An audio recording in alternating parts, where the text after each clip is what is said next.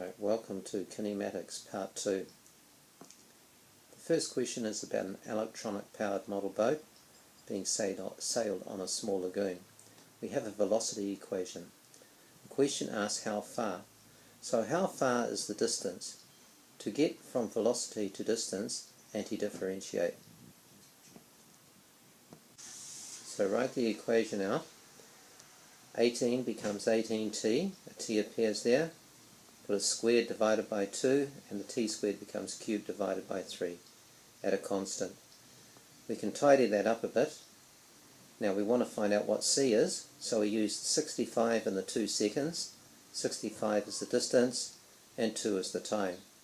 You put that into your equation, work out that c is 7, and you can write out your distance formula.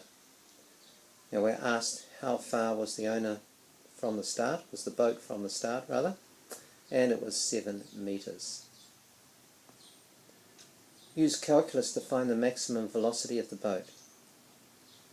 Because we want to find the maximum, we differentiate it to find the acceleration.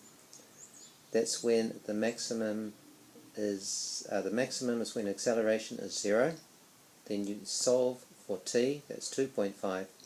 Put 2.5 in your velocity equation, and you find it's 36.75 meters per second. For this question, Graham has a flat battery. He rolls his car down the hill. We have a velocity equation there. We're asked to find how far. So to go from velocity to distance, we anti-differentiate. Write out the velocity equation, add 1 to the power, divide by the new power, add your constant. We want the time from when this car begins to roll. Now the constant is going to be 0 because that's when your time starts. So we have 0.375 t squared as our distance equation. We want it for the first 8 seconds. So put 8 into that equation, calculate that, that's 24 meters.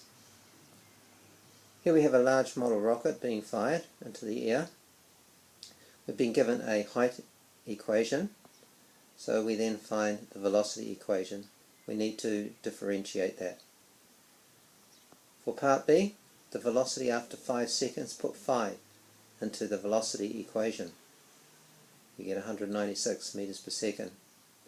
The height of the rocket at the same time, so you put 5 into the height equation, and you get 1102.5.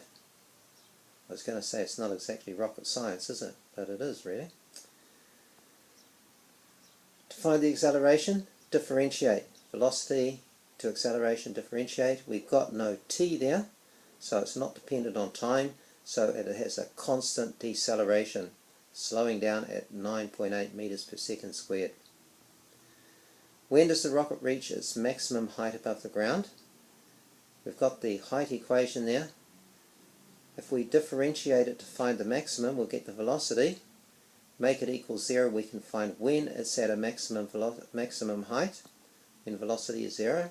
And after 25 seconds, it's run out of puff.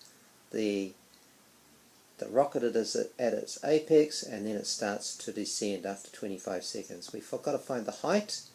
The height is 25 seconds into the height equation. Multiply that on your calculator, and it's 6,002.5 meters up in the air. So when someone says it's about rocket science, you can see it's pretty easy after all.